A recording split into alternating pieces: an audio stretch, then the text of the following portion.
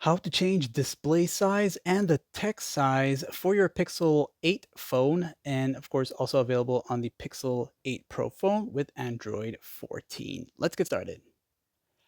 You just got your phone, and the screen display and font size is super small. So you want to bring it down twice like this here until you see the settings icon, this one right there.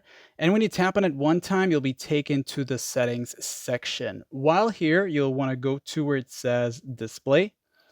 And as you enter into display settings section here, go down until you see the size and text for display. Once you're there now, you can choose to one, change the size here of your font itself. You also have the display size here using the slider here, and you can view these images right up here to the top to get an idea of the changes, okay?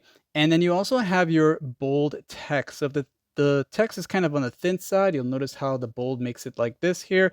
And you also got high contrast feature, which will work best on dark backgrounds, okay? You can come back and change these settings at any given time. Like, sub, and thanks for watching.